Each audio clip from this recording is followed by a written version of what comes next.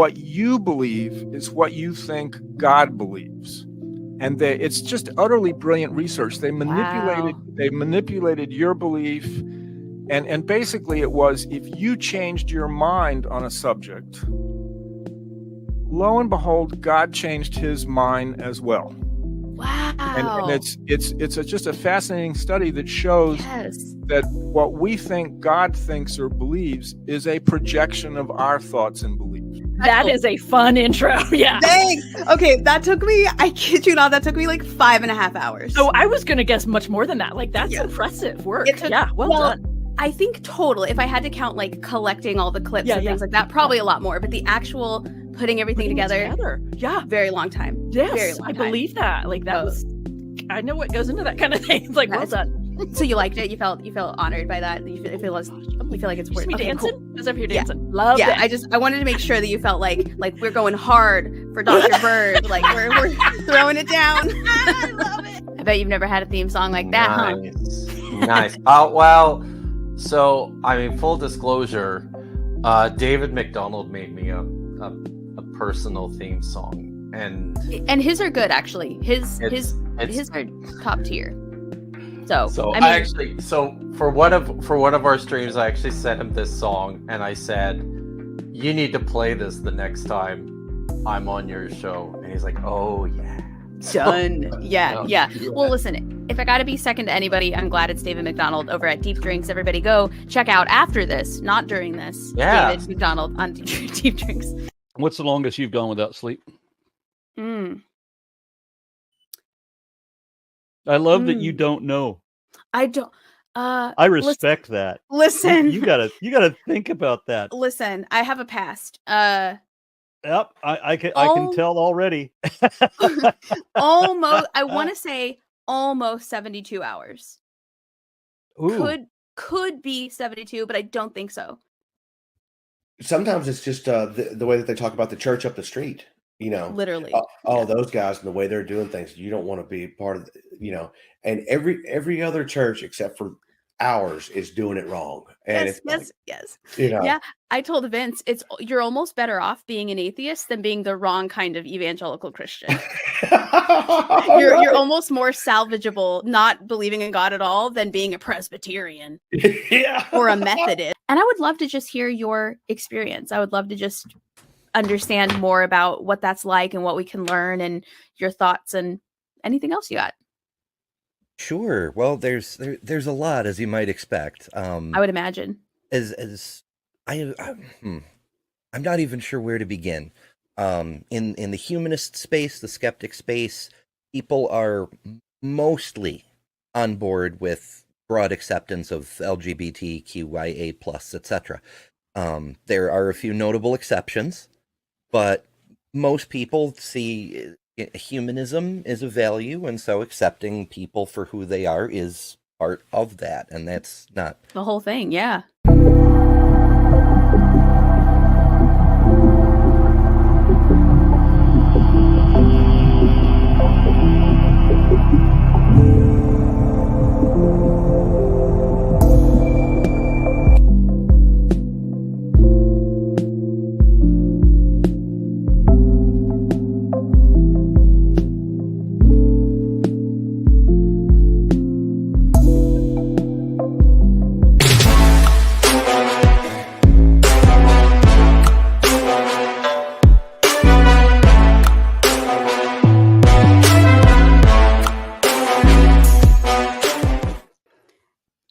Theme song went better than the ones yesterday did. I'm so glad that worked. They caught off early. They had all sorts of things going on.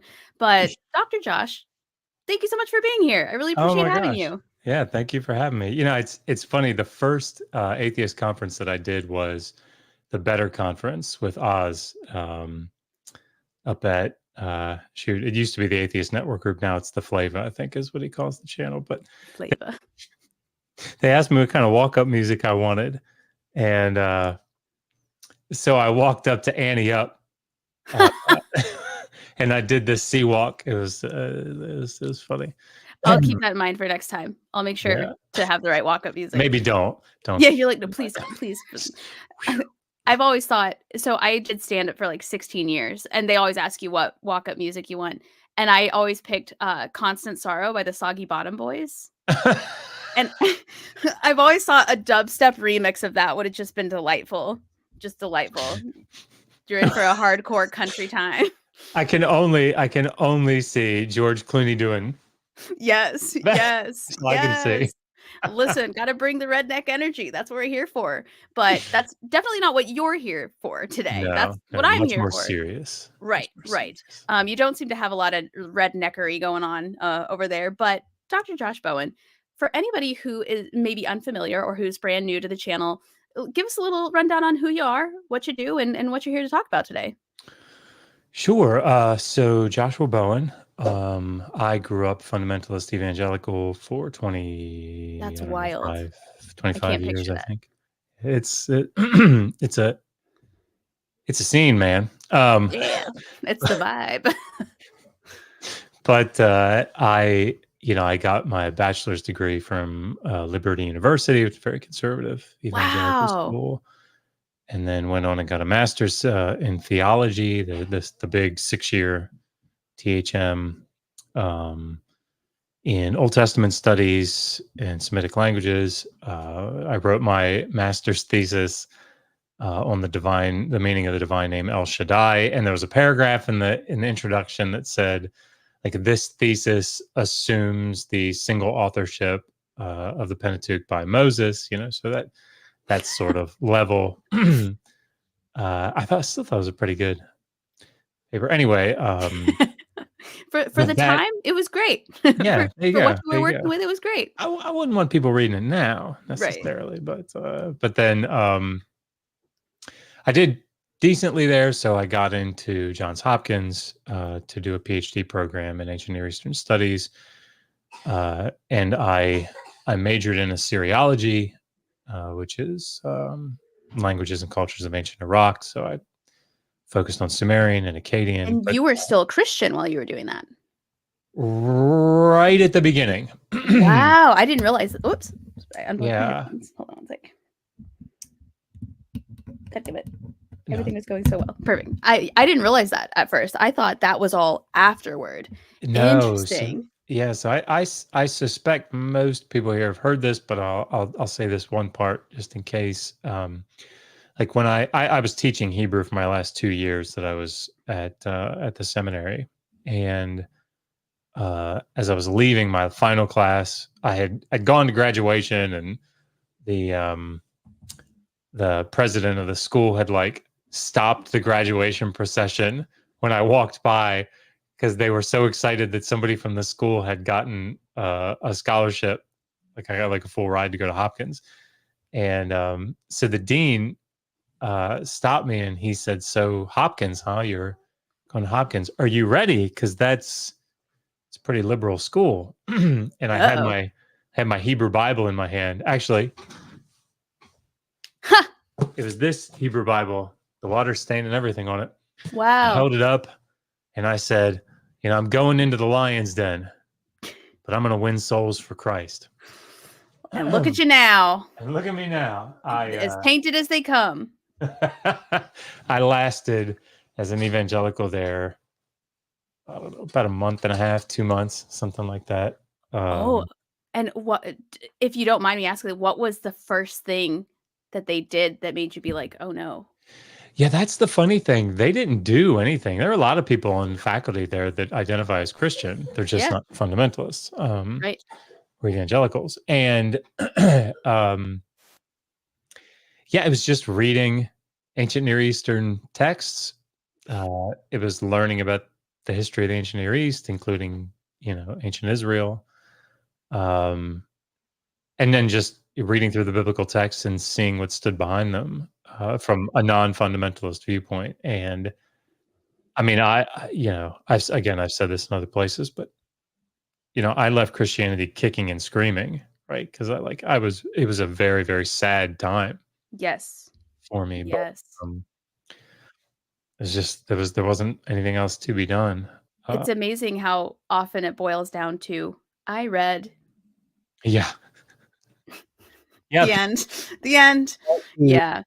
they want to put on me stuff like, oh, who hurt you, or what, but that's not me. That's definitely not me. And I guess you could level the charge. I just don't know that it would stick, that I didn't really believe, or Yeah. that I didn't really understand. It's funny. I was in Clubhouse. I know we're supposed to be talking about something else, but I was in No, we're good. Clubhouse. We got time. We're painting downstairs, so I had to run out to Lowe's to get some paint. Say that clear. Megan asked me to go out because she's actually doing all of the work and design. She designed this whole set of bookcases or bookshelves downstairs that she built with her saw, her miter saw, and whatever. Yeah. Anyway, that's all. So she said, "Can you go down and get some more paint?" And I had to call her like 3 times, standing at the Lowe's counter, like, "Hey, what do you need again?" Guys, she needs paint. Paint. Anyway, so on the way down, I was like at Clubhouse, and this guy came in and started really preaching to this group of atheists. And so one guy was sort of playing along with him. And the guy said, and so, you need to repent, you need to promise to turn from your sin. And I broke in and I said, whoa, I'm usually really laid back, I said, whoa, buddy, like works for salvation. I'm not sure. You know what, man? I'm concerned you're not really saved. Listen, Jesus is standing at the door right now, knocking for you. And you're not promised tomorrow, my friend. You need to repent and come to Jesus right now. And he did not care for that. But he was like, how dare you? How dare I you? is saved. Yeah. How dare you show me what I'm like? I don't like that one bit. We do have somebody in the audience. Aunt Jer wants to know, how many rules did you break at Liberty? And if so, which ones? So I was active duty when I went. Wow. So I did it via distance learning. They had this whole distance learning program. So I didn't actually get to attend in person, but my sister did. And my sister has a really funny story that I will utilize now for my own prestige, I suppose. I guess Terminator 2 had just come out. And of course they weren't allowed to go see that, but everybody wanted to go see it. So this RA, I guess, is that what they are? Yeah. Well, they're like Gardai. That's what I would call them at Liberty. Well, they went down, and when the lights went down in this big, IMAX theater or whatever, and this only makes sense when I say it to anybody that went to Liberty. They went and stood down front and said, "Jesus is what?" And this whole audience went, "Awesome!"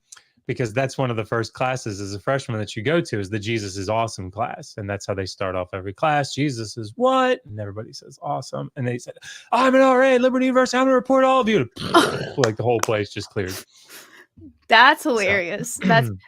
That's like the equivalent of, I don't know, when you were a kid, if people would do the whole stupid people say what, and you go what, and they're like, got you, got you. Yeah, that's what that was. They out of habit, they all responded, and they were like, oh no. And so because of your background and because you were still so heavily involved in the faith at that point, is that information that you learned in that background, is that actually really helpful towards your current career path and what you write about? Or does it align in any way that's useful? Or are you still like, I could have done without all those years in the faith? So John Collins, if you're familiar with John Collins, he's up at Yale. He's an Old Testament scholar. And I don't even know Kip. And I was talking to him. I asked him that question, like, what do you think? Because he gets a lot of students that come to Yale in the divinity school that are coming from evangelical or fundamentalist backgrounds. And he said, there's one thing that I will say for fundamentalist students that come into the program: they know their Bibles. And, like I grew up, like I memorized I could say the 66 books of the Bible in like 15 seconds. Yeah. And then I could say them like in 20 seconds backwards. Like my grandfather instilled this. So we used to play Who Am I? And he would like pick a very random figure in the Bible, generally in the Old Testament, and like give little descriptions, and he'd say, "Who am I?" And I'd have to say, "Oh, you're Doeg," or something. But yeah, I was had problems. So I do appreciate that. The biggest problem the biggest hurdle that I faced or did face, it's less of a problem now, was that when I thought about the books of the Old Testament in particular, I thought about them in their chronological order, right, based on the narrative. So if you're like, oh yeah, well, like this happened in Genesis, and so that took place before something that happened in like Deuteronomy, and it's like, ooh, it's hard to sort of, you want the prophets to come much later, right? Because they're like much later in the book, and that's not really how that fleshes out. So that was a really hard thing for me to shift. But yeah, and kind of like you were talking about your old paper a minute ago. It's like you go back and you read that stuff, and you're like, I was so sure at the time. Wow. But so now, today, you were going to talk about violence, genocide, slavery in the Old Testament. Yeah. And I think it's so interesting that it's coming from somebody with such a deeply religious background. And I'm just curious. I mean, I guess we can start talking about it now. When you go back, when you read those things at the time, what did you think? Because I grew up where that stuff was all just a misinterpretation. That was just like, it was a different time, right? Like, remember how America used to have slaves, and like now we think that's bad. That's how it was back then. And then the translation thing, it probably didn't even say that, and we just translated it. What are your thoughts?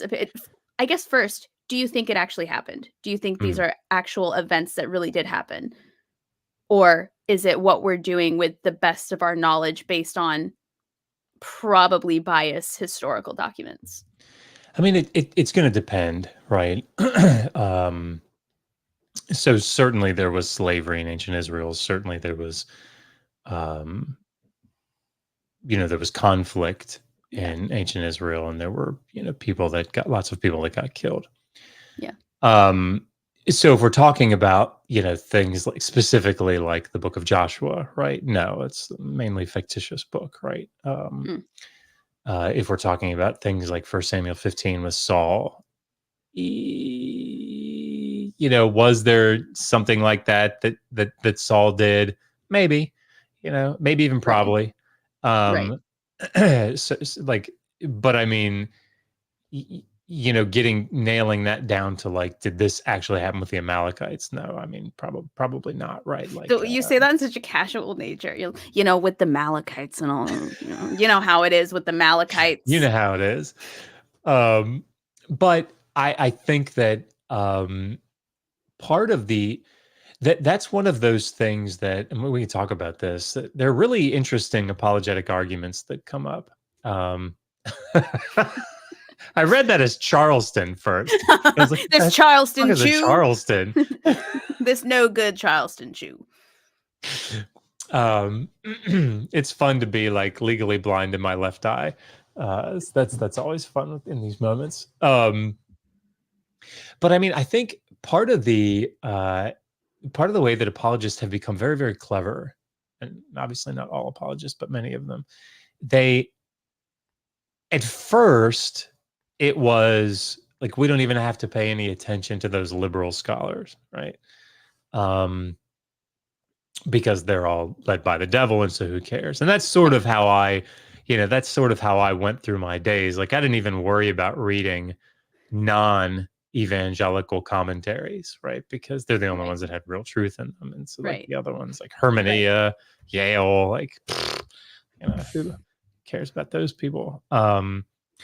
But what's happened, as in my experiences now, with social media being the way that it is, there has been a lot of interaction between like people like me, people like Kip, people like Dan McClellan and Matthew Monger, and and these other scholars that sort of do this social media facing, public facing outreach, if you want to call it that. Yeah. And they've been challenging apologetics, and so it's very difficult when you're actually in the same room with Kip Davis as an apologist to just sort of shrug off that Dead Sea Scrolls expertise that he has, right? It doesn't really work to just go, he's a dumb face, right? Some people still do it. I mean, he is a dumb face. I mean, no doubt. He is, but you know.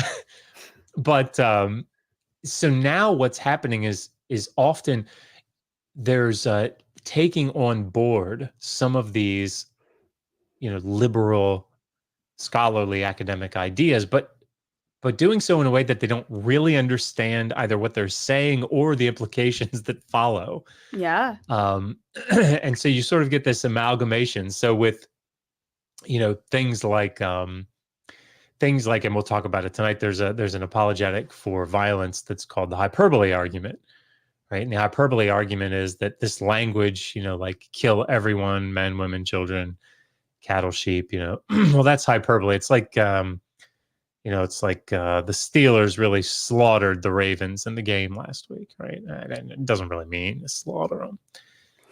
Well, that is something that is like serious academic work has been done on that, right? And we think that that's probably a legitimate thing in some cases, right? We see it in other places in the ancient Near East. I feel like back then sports did cause slaughter. They did slaughter one another. I feel like we have lots of evidence to suggest that slaughter happened if you lost a game. Right. But what they do is they sort of mix together in a way that they don't really understand what they're doing. And so they'll say things like, oh, this is just hyperbole. So then but if you, and we'll talk about it, but like if you embrace that, if you say, okay, that's true, it completely destroys the coherence of the narrative that you're reading. Yes. Right. And, the same thing with things like the laws, when you say like, hey, look, Leviticus 25, 44 to 46 says, you can own foreigners for life and keep them for life and pass them on as inheritance and all this stuff. And they'll say, no, pass them on as inheritance. Like, yeah, but they'll say, no, you don't understand, Josh. These are ancient Near Eastern laws, and that they're not really, normative types of legislation. They're not like the laws of the land or something. And so you can't just, but they don't follow that idea through, right? So it's like, okay, well, if that's the case, that means that Yahweh didn't really give them to the Israelites. Is that really what you want to say? Is that the flex here? Yeah, please tell me more. So yeah, it's that's what I have found is that I didn't have to engage in any of that as a fundamentalist, as a Christian, because I didn't even bother with these silly scholars. These fundamentalists that are out here on social media are actually a lot more brave than I was. Because they go out there and they like clash. So absolutely. And that's a whole new ball game. Is you used to have to look for people passing out books in your neighborhood wearing a tie, and now it's like you get on Twitter and it's like, oh gosh, it is so early. What are you doing? Like, what are you? Yeah. And also I feel like, in my opinion, and maybe I'm just from Arkansas, but if you look at the pyramids, nobody got paid an hourly wage to build those. They just didn't. Like, it was hot. There's no way you're going to tell me they paid somebody enough to build those as a job. It just didn't happen. People were held in captivity and made to build those. I think that in the end, what my hope when I have these interactions, it's not to try to like deconvert people from faith, right? That's like, I don't, in a lot of ways, I don't care. Like, just be a good person, right? Whatever faith you want to have, like, hey, it's just, don't be a dick. Don't be a bigot.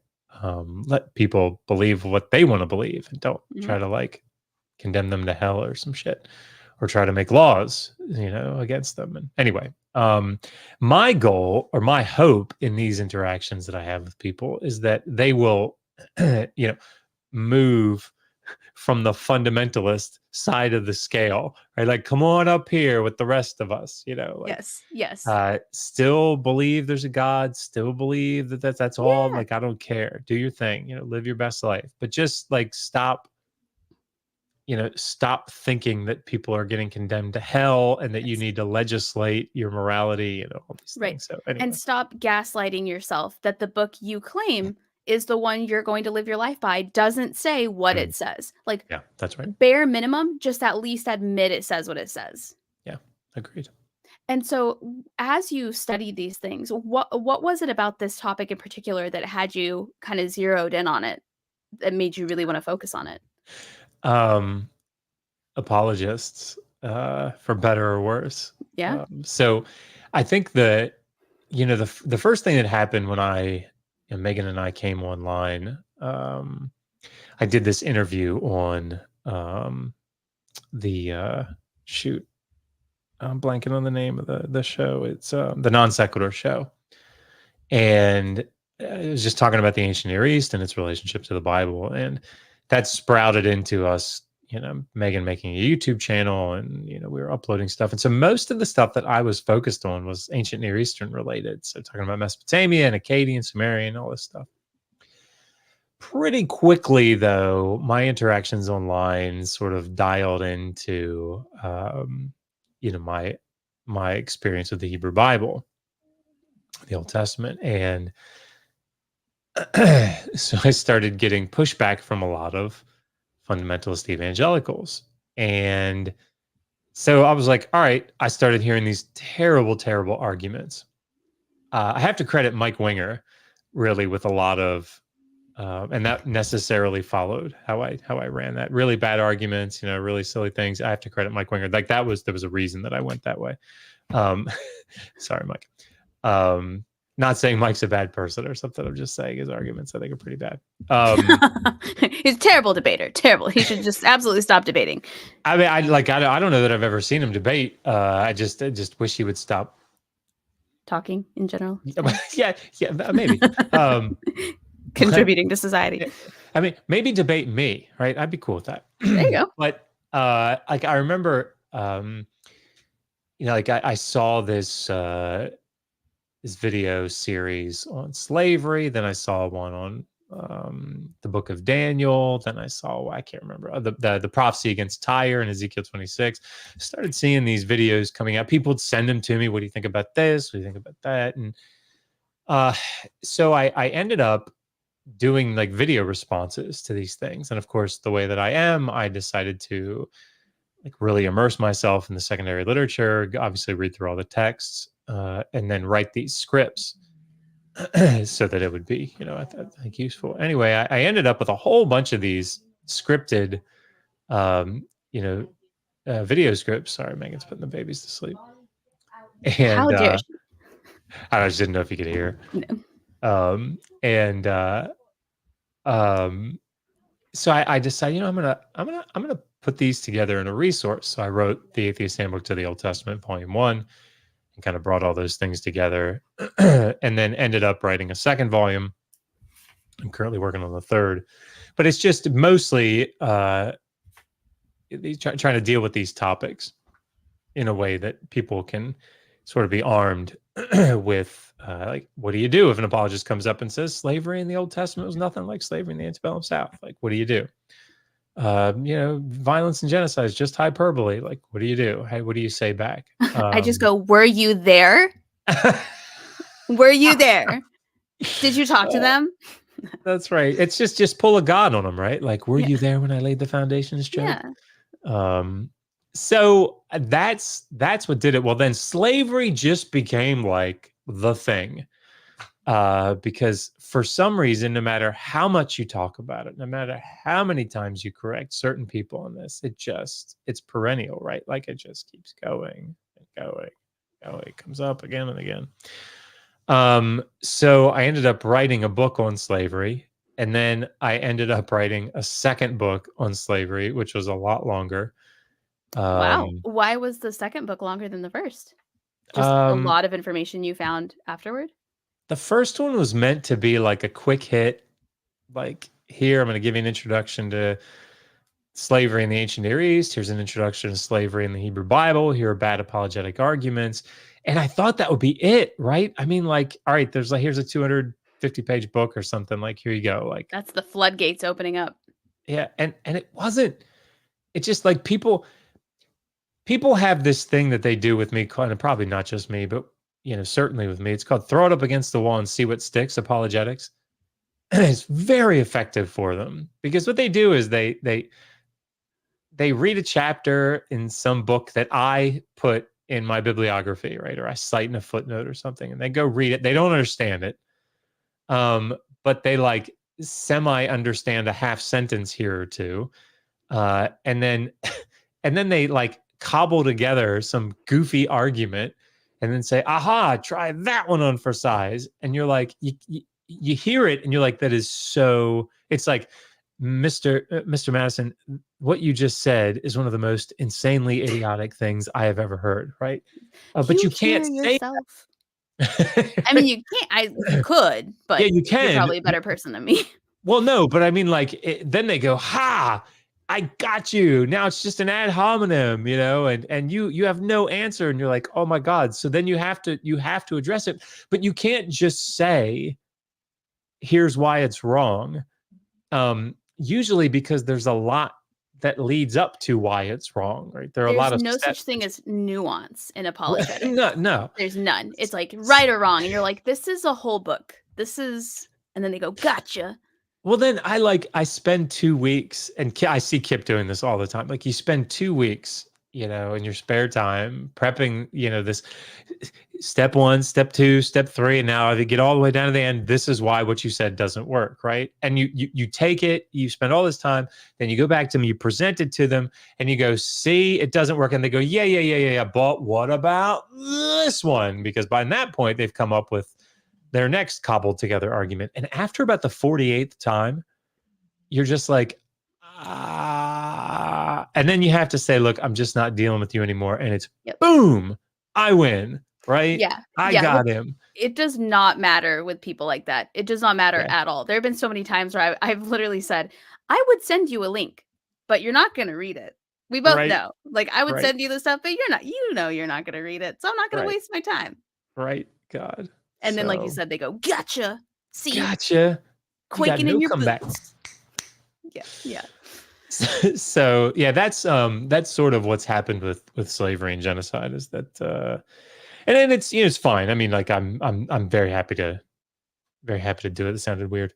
But I'm very happy to talk about the topic. Happy about it. But yeah, so anyway, that's how I guess I got into it. And is there anything, while deep diving into this topic and doing your research, is there anything that really stood out to you or stuck out to you, either positively, negatively, not surprised, very surprised, that whenever you think about the topic, this is kind of the event or the thing that you read about that your brain just goes straight to? Yeah. I remember when I first started talking about slavery, I would always grant to people, fine. It's, like, slavery in the Hebrew Bible is nothing like what you see in the antebellum South. Fine. Like, what does that get you? Right. It's still owning people as property. Right. But then one day I decided, this is silly. Like, I want to know. Yeah, I'm granting this. Yeah. I mean, I don't have any expertise in the antebellum South, right? But I'm gonna do a little work in this. And it was frightening, I think, to find out that the laws that were on the books in the antebellum South, both during the pre-revolutionary period and following, like, they're eerily similar to what you see in the Old Testament. That's the thing, is they are similar. Because when you said that, I was like, what do they mean by that? I mean, the style of the buildings were probably different, but other than that, it's probably similar in a lot of ways. I mean, like, they say things, judges, when they're sort of giving their, writing down their thoughts on a particular case or something, they'll say things like, or even in the laws themselves, they'll say things like, no good Christian would do this to their slave, right? But where they end up is that they'll say things like, so if someone beats their slave more than for moderate correction, then there's very often, particularly the closer you get to the Civil War, you get some severe penalties, right? Yeah. And so, but what I realized that people, and I understand why they're doing it, right? But what they meant when they said it's nothing like the antebellum South is they're saying the laws in the Old Testament are different in what they describe, treatment of slaves and those sorts of things, from what people actually did to their slaves in the antebellum South. Right. And I think that's true.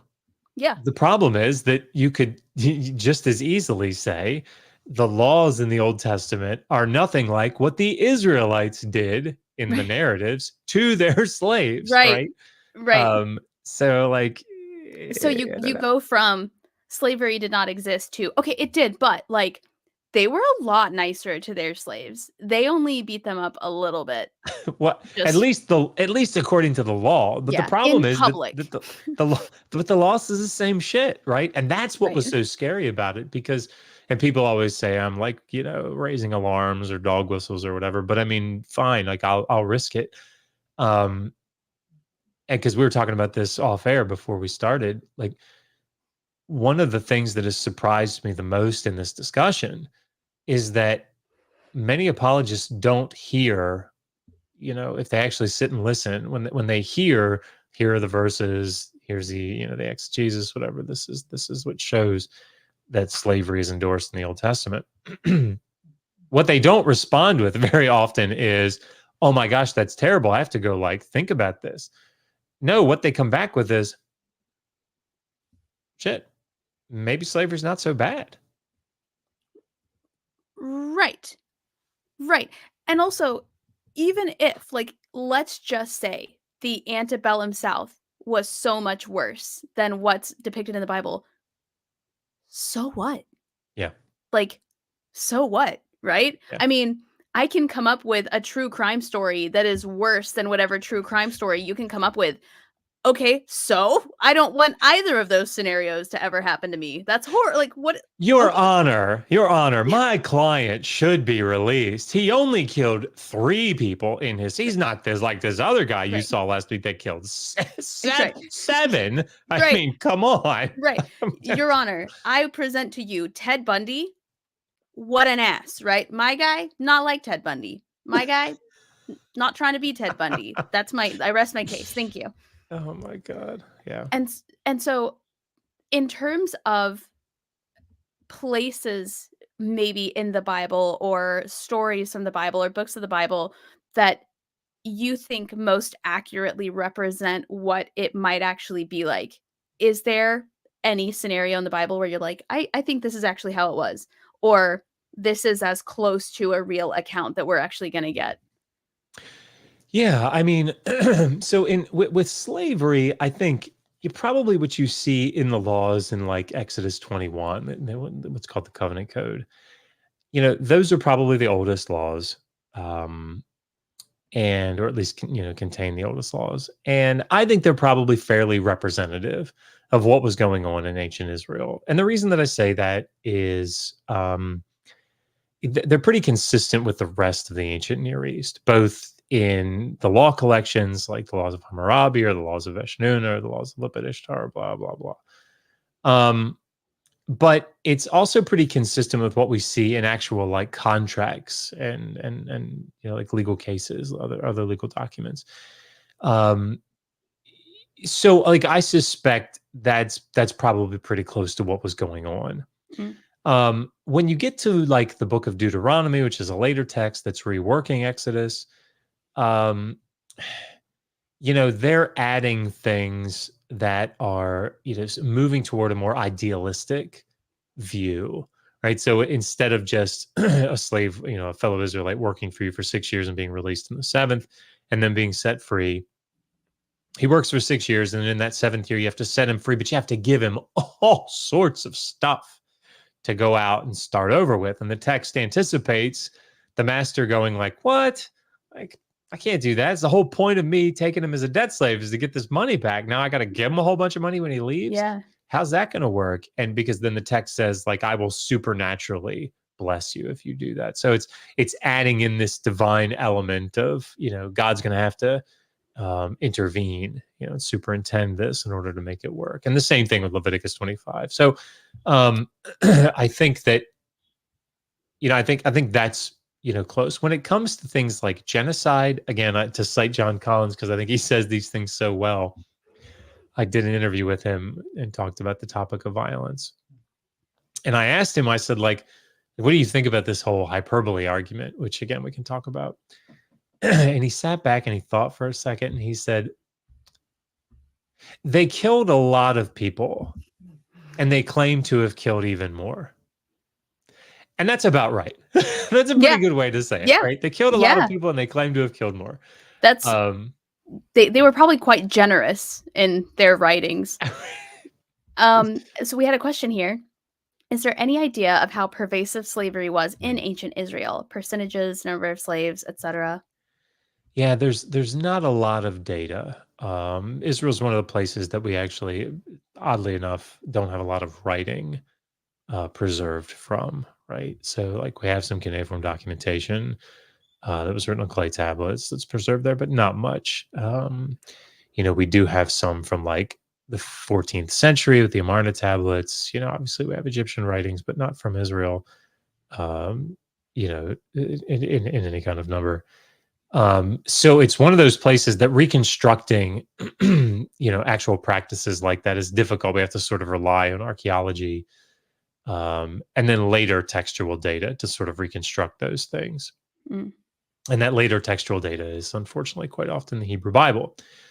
Now we do have like papyri from a place called Elephantine. It's down in Egypt from the 5th century. That's sort of, there's this like garrison down there, and they're writing to the Temple of Jerusalem asking for funds. We do have other papyri. We have texts, cuneiform documentation from the Neo-Babylonian period, where Israelites were Judeans were taken captive. And so you have like this community there that shows, what those people were doing. But, specific, it's hard to reconstruct because we don't have a lot of data that comes from this like iron. We don't have really any writing from this like Iron 1, 1200 to 1000 BCE, this formative period in Israelite history. So I think what we have to do is a lot of reconstruction, which makes it difficult to, it's hard enough as it is when we have documentation like with Mesopotamia to do something like that. There's a study that was done recently. Yes. This is one of the Palgrave handbooks on global slavery. And there's a chapter in here by an Assyriologist, Seth Richardson, who wrote about a very specific time period in Mesopotamian history called the Old Babylonian period. And he talks about slavery just in that period from the documentation that we have and actually reconstructing it from a set of texts. But it's difficult, even in that case, where you have this large group of texts and other data to sort of reconstruct, to actually come to firm conclusions about that sort of thing. So when you don't have any real textual data from the period, it's even harder. But it does seem like it's at the household level for the most part. I'm sure that you did have like state slavery, temple slavery, obviously that sort of thing. But I think it's small, handful of slaves maybe in a household, maybe just one. Like I don't think it's this. It's certainly not this like plantation style production, type of slavery that we saw in the antebellum South. So. So it's better. So they're right. Yes, it is better. My God. So it's pretty much cool, right? Yeah. Pretty much cool. And so was there any race or group of people or location that you saw seemed just either the most victimized, the most sold into slavery, or just the worst treated, where you're like, wow, for whatever reason, this group of people really got shit on the most out of all the slaves, which is not something you think you're ever going to say. Yeah, not generally.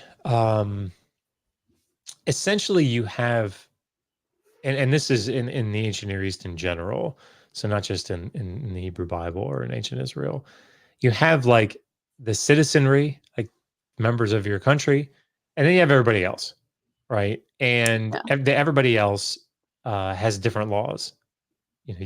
So that's why when you come to the book of Leviticus and you see, hey, don't take fellow Israelites as slaves anymore. So if you want slaves, you got to get them from foreigners that are living around you, from foreigners living in your midst. There are different rules in some of these regards for different people, for foreigners and for citizens. So really, it's this idea of othering, but it's broad othering. So under what circumstance would you take somebody from your same place and make them a slave? Like, would they be prisoners who are enslaved to do hard labor or something? Or so, as it looks, as we see it in the Hebrew Bible, if we're going to reconstruct it, it seems like a couple different circumstances that an Israelite could become a slave. The most common is debt, right? So if somebody takes out a loan, they can't repay it. Or if they just become incredibly poor and they sell themselves, like those are, those are some of the more common ways. And that type of slavery generally, we think, would have been for a set period of time. The text says that it's 6 years, and then that debt would be considered canceled, right, or fulfilled. Now, according to the text, that's not the only way, right? Somebody could be born into slavery. So if you read Exodus 21:2-6, if a debt slave has a slave wife given to him, and they have children, the slave wife and any children that she bears belong to the master; they're chattel slaves. And so, like, that's a fellow Israelite, even in that context, could voluntarily, under duress, I would argue, but nonetheless, from the law's perspective, voluntarily become a chattel slave. Just sign up for life. And so, those are some of the ways that an Israelite could, we suspect, fall into slavery. And then, again, this is very common in the rest of the ancient Near East. This is sort of the way that it happened.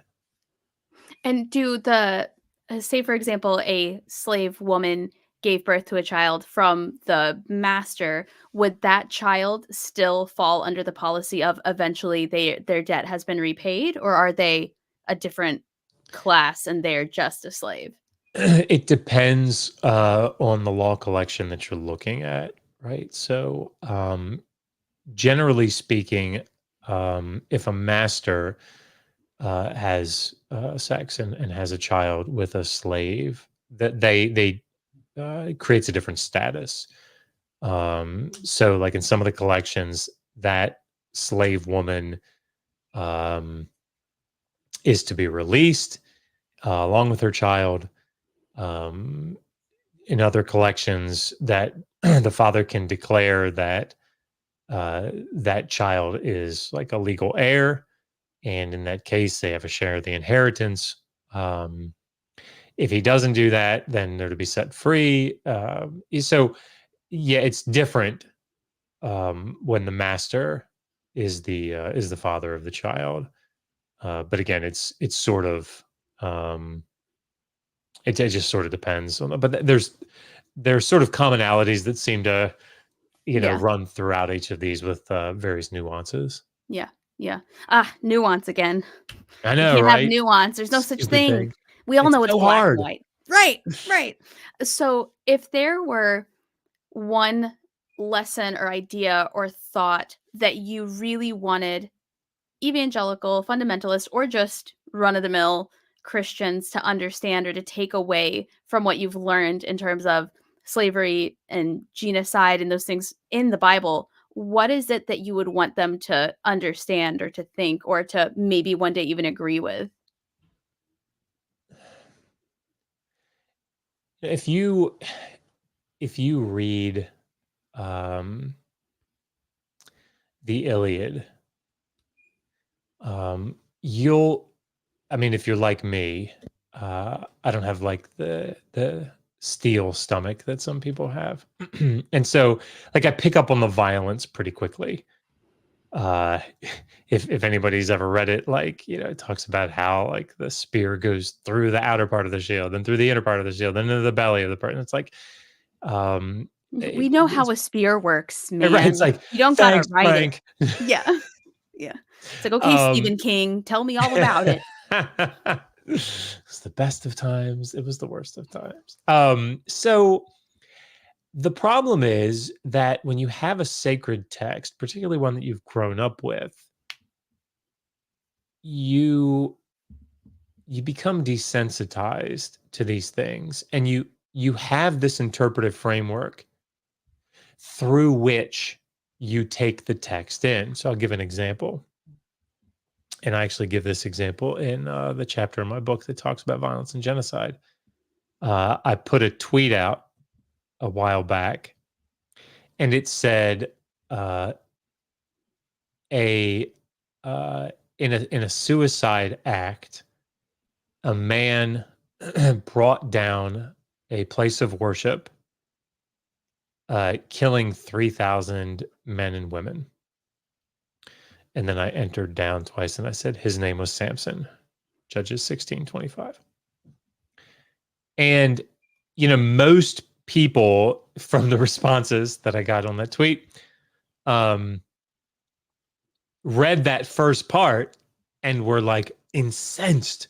Yeah. Oh, Islam again, right? These terrorists, right? And then they realized it was in their book with a hero of the faith, right? Yes. According to Hebrews 11. And it puts them in this, like, it's this paradigm shifting without a clutch, right? And they don't like that. Like, I didn't like it, right? And so I think what needs to happen in the same way that, when you break up with somebody and you're really hung up on them, you have to like do things sometimes to take off the rose-colored glasses. I think the same thing is true with anybody who's reading the biblical text or any ancient text.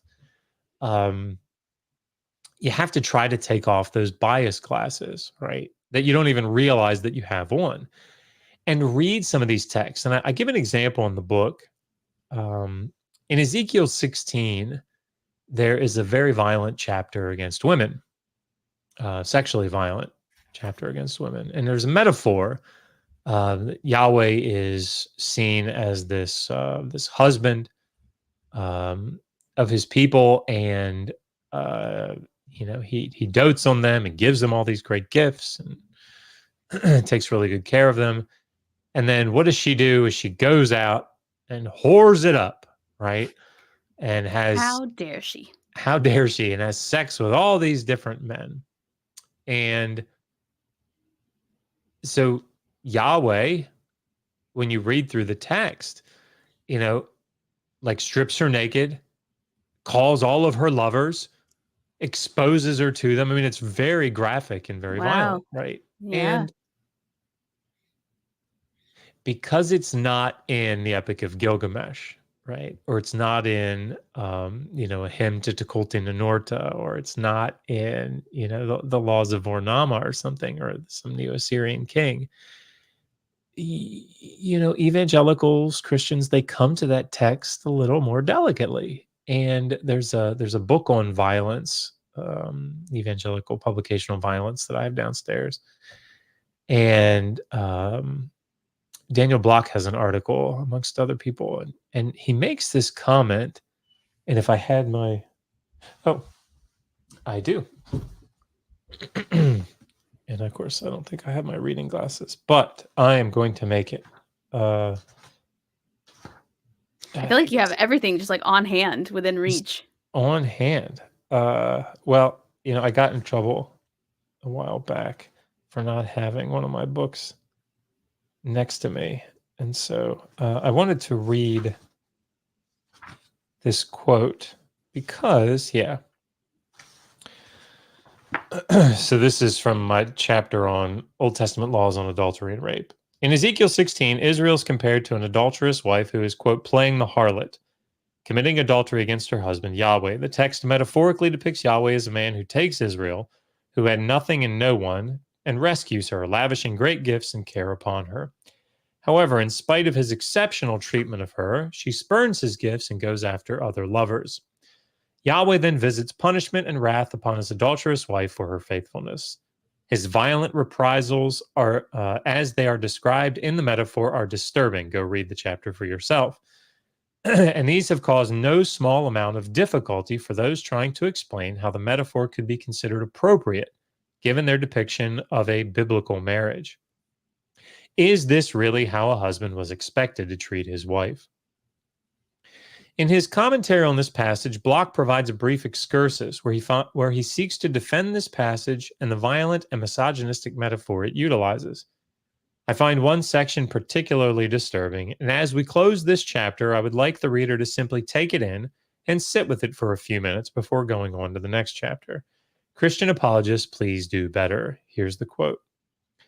Far from Yahweh acting as an oppressive and powerful male who takes advantage of a weak and vulnerable female, Ezekiel 16 presents Yahweh as a gracious savior who lavishes his favors on this helpless infant young woman. But she who tramples underfoot his grace may expect to experience his wrath. And it's interesting listening to that, because I feel like that also very much describes, at least nowadays, the woman's experience on the internet.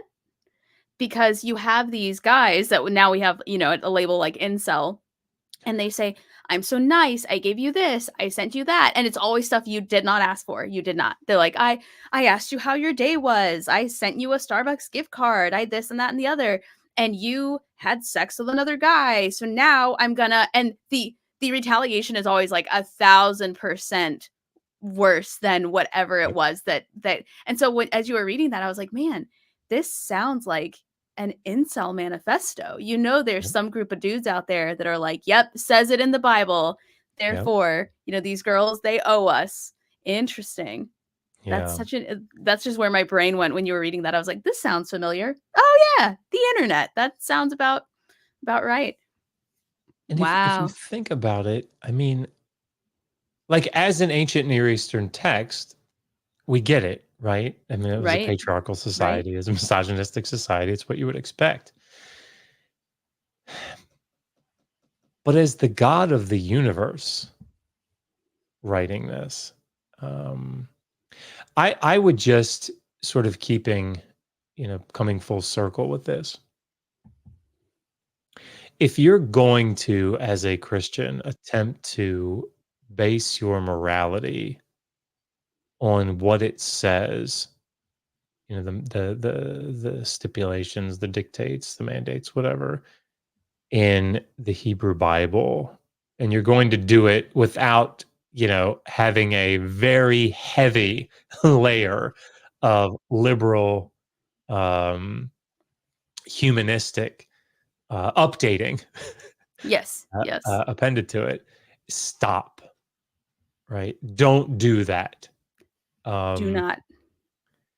Do not try to use an ancient text as it stands, slavishly, applying it to create your morality. Because again, what you will find is that once you get down into the nuts and bolts, you're going to see shit's real in there. And when you strip away the apologetics, when you strip away sort of like these Paul Copan approaches to the text that are like, oh, it's just like Ravens and Steelers, when you get past all of that, what are they doing back there to the Ravens and the Steelers? If it's like this, you're gonna find that you're going to be at this fork in the road, right? And it's that fork that we were just talking about, where you're either going to have to say, I gotta think about this and think of a new way to interpret this text or to apply this text. Or, and what I would say is more likely, you're gonna say, I gotta rethink why I think this is wrong. Yes. Maybe it's not. Maybe I should be treating my wife this way. Maybe that's why my kids are rebelling, because they don't fear being stoned. Yes.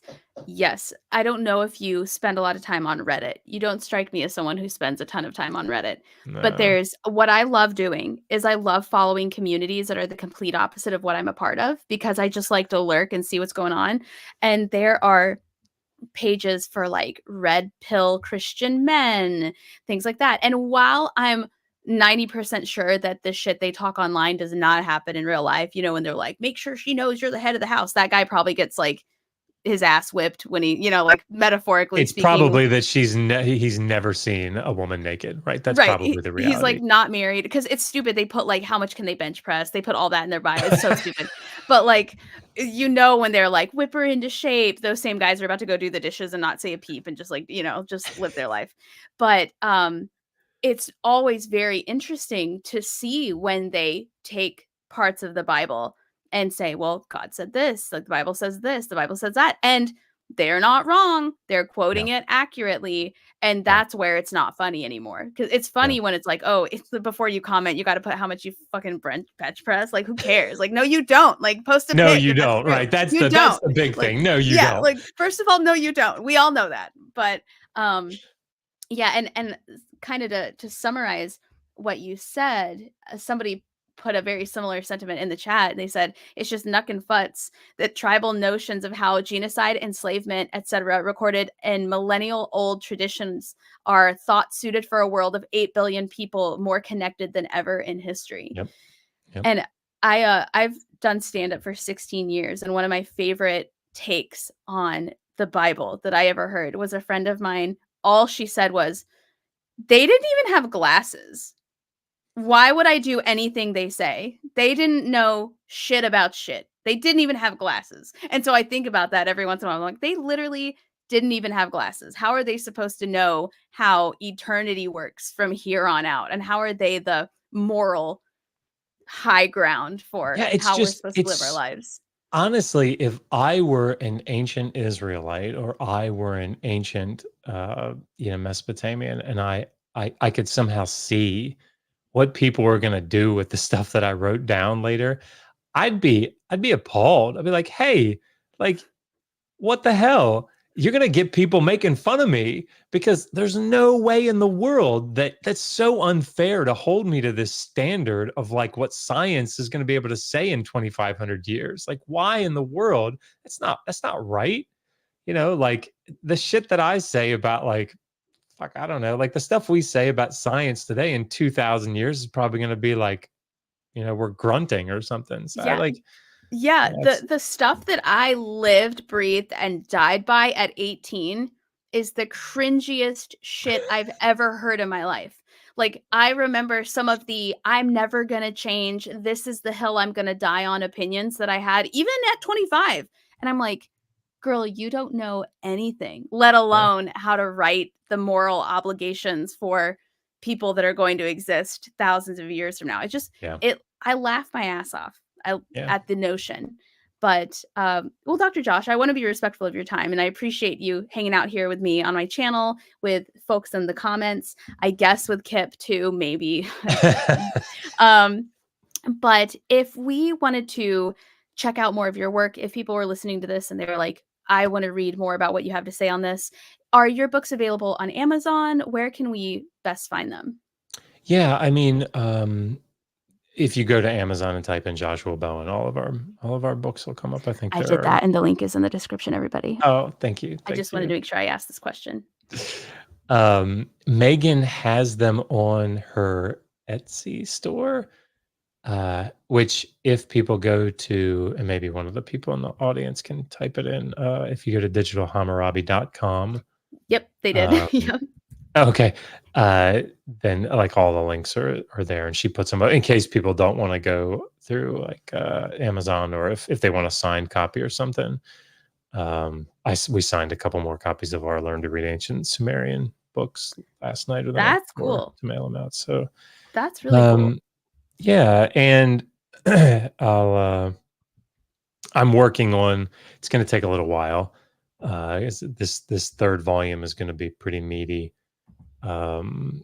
There's an entire chapter on like the different theories for how the Pentateuch, the Torah, came together, which is, it's going to be a bear in and of itself. But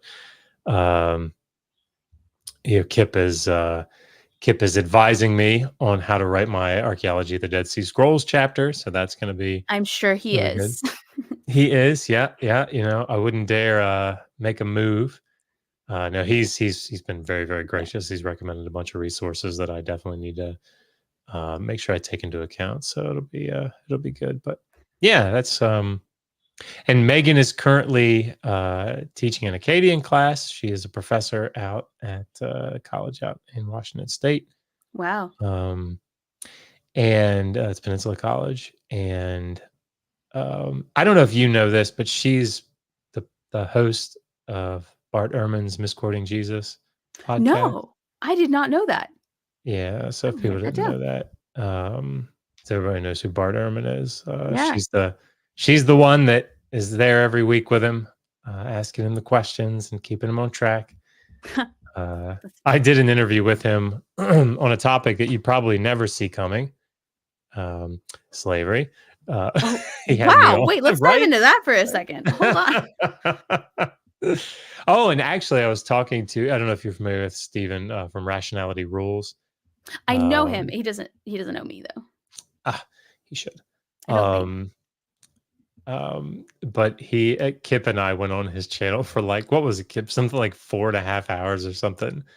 And we reviewed this video that Paul Copan put out, which was a review of a conversation that Stephen and I had.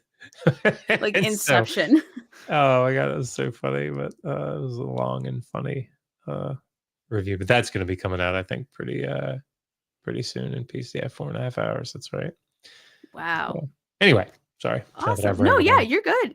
That's awesome. I wanted everybody to have that information, and we got links in the chat. We've also got links in the description box if you're watching this and if you're listening to this later. And Dr. Josh, this has been a fantastic conversation. Thank you so much for joining me. And everyone, you have officially graduated Skeptic University. So if you don't mind, I'm just going to play a real quick video and then I'll let everybody go. But let's see, did I upload it? Maybe I didn't upload it. Hold on. Let me add it. Let me see if I uploaded it. I made a whole. If you want, I'll do my Kent Hovind rap while it uploads. No, I'm just kidding. Perfect. I was going to say spits and bars. Oh, there it is. Okay. Yeah, I did. Okay, here it is.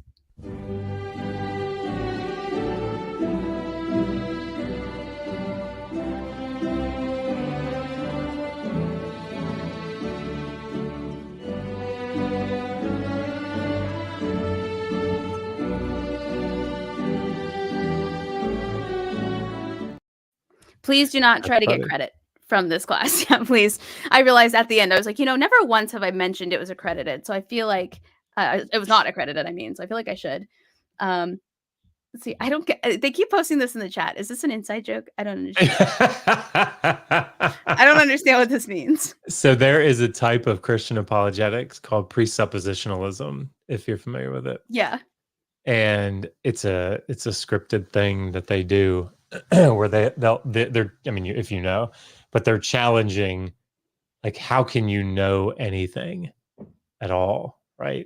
And so they'll ask you, essentially what they're asking is, if you say, I know that I'm 6'2", like, well, how do you know that? Well, I know that because, like, I took a measuring stick and measured myself. Yeah, well, how do you know that's true? Well, because I looked at it with my eyes. Well, how do you know your eyes are functioning? Well, because I had a doctor test. Well, how do you know the doctor knows, right? And so you go back and back and back and back. And ultimately, there's supposed to be this, like, foundation, this starting point, this thing that grounds everything, right? Which is God.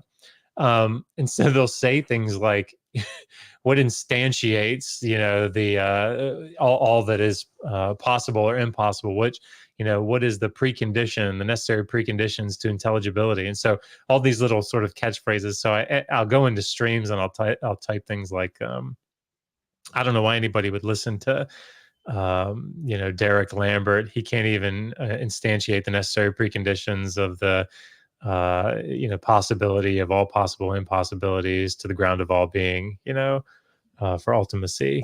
I mean, he can't, so you're not wrong. Right? I mean, stupid atheists. Well, I wasn't going to say anything, but I mean, since you brought it up, that's funny. I've got to be honest. If an apologist ever came up to me and used the word instantiate, I would just be so shocked. I don't know that I would be able to respond in time. I think I would lose. But, well, Dr. Josh, thank you again for your time. I really appreciate you sitting here and chatting with us and going a little over time. And thank you to everybody in the chat who's been with me all week long since Sunday from 4 to 10 every day. Thank you to Pragmatic Crystal, who's been just moderating insanely fast so well. I appreciate everybody who's here. Kip, thanks to you too, I guess. You did a pretty good job on Thursday. Thursday? I don't even remember what day it was. Maybe it was Friday. I think it was Thursday. But yeah, thanks everybody for being a part of Skeptic University this week. I really appreciate having you. And that's all I got. That's all I got. Any final words, Dr. Josh? No, just thank you for having me. It was a lot of fun.